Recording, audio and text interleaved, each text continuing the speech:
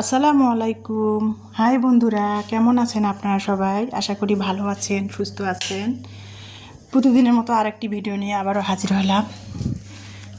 এই যে সকালবেলা 8টা থেকে শুরু করেছি। আজকে ইলমা স্কুলে যাবে। আজকে রোজ বৃহস্পতিবার, পহেলা জ্যৈষ্ঠ মাসের আজ 1 তারিখ, বৈশাখ মাস শেষ। আসলে দেখতে দেখতে বৈশাখ মাসটা চলে গেল, জ্যৈষ্ঠ মাস পড়ে গেছে, গ্রীষ্মকাল।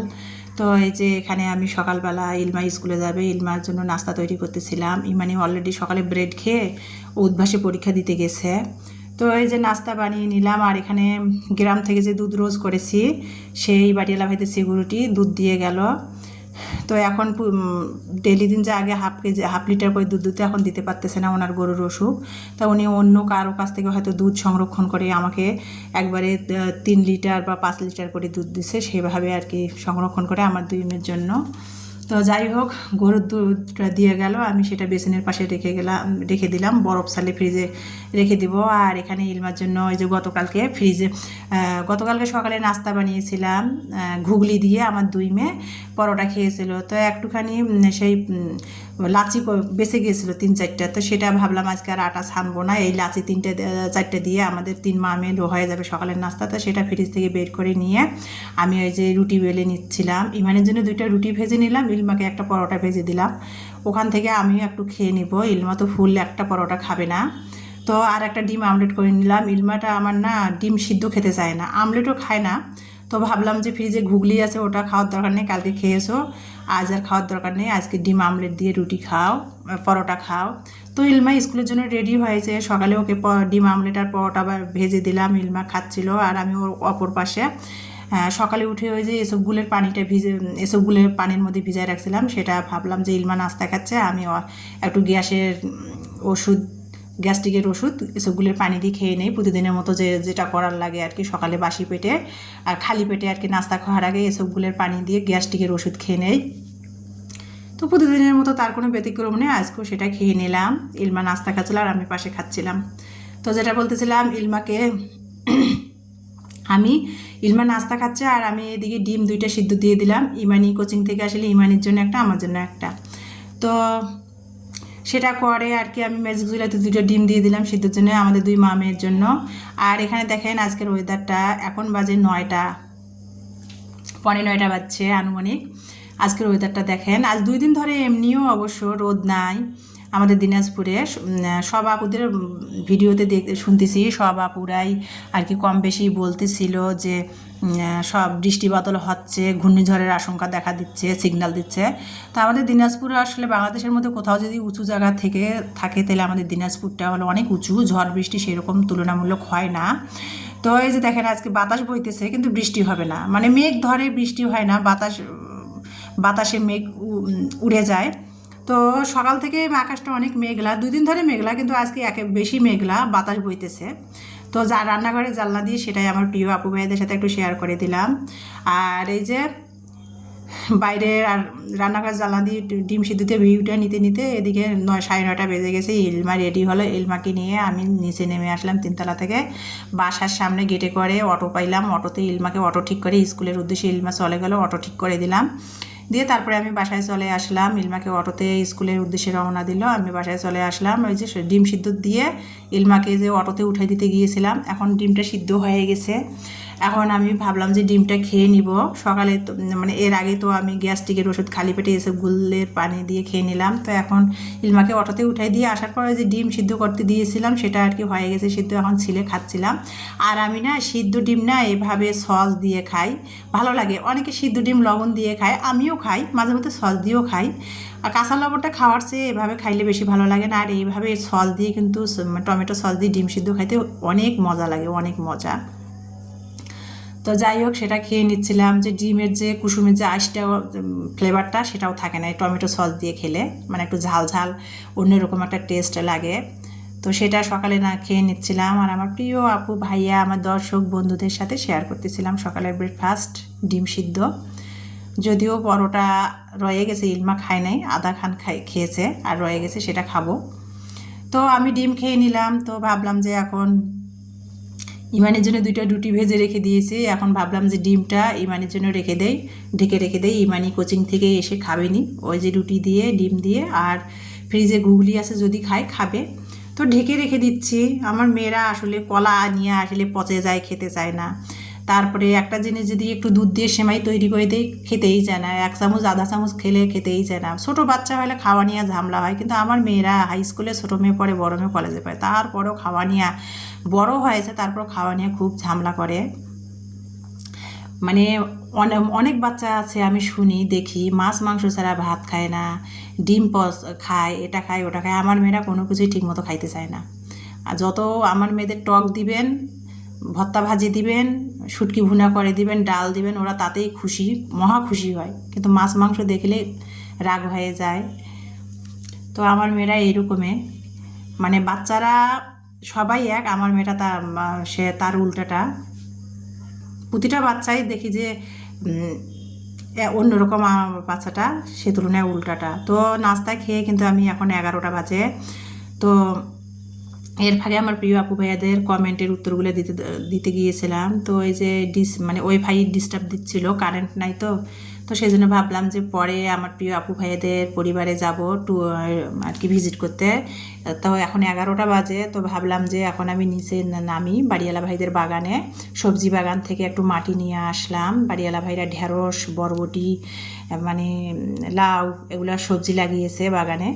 আমার রান্নাঘর থেকে দেখা যায় জানলা দিয়ে। তো সবজি বাগান থেকে একটু মাটি সংরক্ষণ করে নিয়ে আসলাম। নিয়ে এসে ওই যে আর কি ছাদের মধ্যে কিছু গাছ ছিল আগের, সেই ফুল গাছগুলা, সেই গাছগুলো না গরমে ছাদে খুব কম যাওয়া হয় ইদানিং, সেই গাছগুলো না মরে মরে যাচ্ছে। পানি একদিন দিলে 2 দিন দেওয়াই হয় না, ছাদে যাওয়ার অভাবে পানি দেওয়া হয় না গাছগুলা।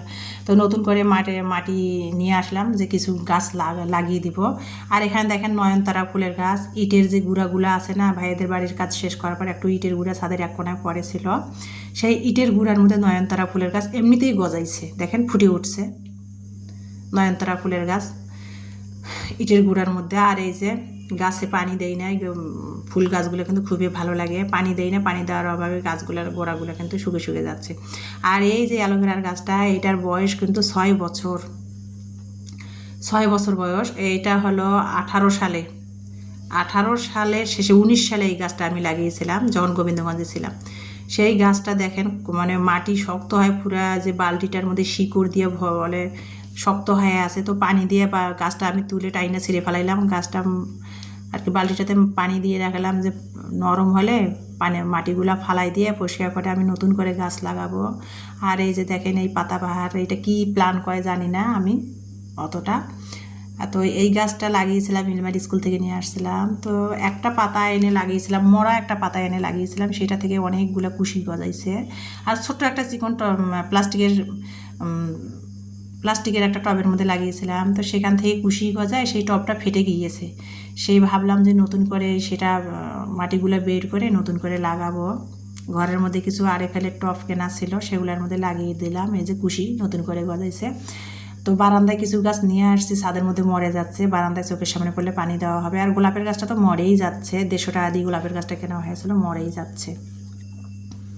তাই যে নতুন করে কুশি গজাছে, সেই গাছটার মধ্যে পানি দিয়ে মাটি দিয়ে নতুন করে লাগিয়ে দিলাম। আর এই যে বেলি ফুলের গাছটাও মরে যাচ্ছে, গতকালকে সব কেটে দিয়েছি আগাগুলা, গরমের মধ্যে মরে যাচ্ছে। আর আমার বারান্দাটায় না প্রচুর আলো আসে।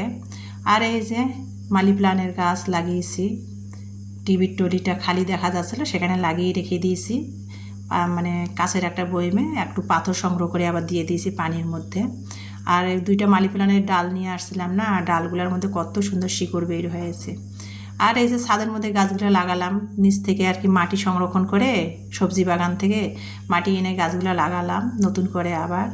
তো সেই গাছগুলো লাগিয়ে আবার পানি দিয়ে দিলাম। ভাবলাম যে বারান্দায় জায়গা করে বারান্দায় নিয়ে আসবো। বারান্দাটা আমার খুবই ছোট, ভাড়া বাসা চাইলে তো আর সব দিক দিয়ে পাওয়া যায় না, খুবই ছোট বারান্দাটা, সেই জন্য আর কি ছাদে রাখছি। ছাদে গাছগুলো আমার সব মরে গেল। তো তারপরে এই যে রান্না এখন করব, অনেক বক বক করলাম, 12:30 বেজে গেছে, রান্না করব।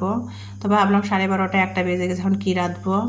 তো শশা আছে ফ্রিজে, শশা দিয়ে ভাবলাম যে গরম যতই মেঘলা হোক আকাশ, গরমকাল তো, তাই না? ভাবলাম যে শশা আছে, শশা দিয়ে রুই মাছ একটু রান্না করব। আর শশার মধ্যে না একটা আলু দিয়ে দিছি। ইলমা রান্না যে কোনো তরকারি রান্না করলে না তরকারির মধ্যে আলু খোঁজে, সেই জন্য একটা আলু কেটেও দিয়েছি শশার মধ্যে। আর ভাবলাম যে শশা আছে, শশা দিয়ে আর কি আগে শশাটা খাবো, করলা আছে থাক, আবার দেখা যাবে 2-1 দিন লেট হলে না শশাগুলোও শুকে যাবে। তো ভাবলাম যে শশাগুলো ভালো আছে, শশাগুলো দিয়ে রুই মাছের ঝোল করি। তা রুই মাছটা ভেজে নিয়েছি, নিয়ে শশাটা রেগুলার মশলা যে মাছে দেওয়া হয় সেই মশলা কষিয়ে শশাটা দিয়ে কষিয়ে নিলাম। নিয়ে ম্যাজিক চুলাতে গরম পানি করে শশার তরকারিটাতে দিয়ে দিলাম। আর পানিটা দেওয়া মাত্র তরকারিটা টকবক করে ফুটতেছিল, তারপরে মাছটা দিয়ে দিলাম। আর শশার তরকারিতে গরম পানিটা দিলে ভালো হয়। তো মাছটা দিয়ে দিলাম, দিয়ে ঢাকনা দিয়ে রান্না করে নিব। নামাবার আগে একটু ভাজা জিরার গুঁড়ো দিয়ে দিচ্ছি।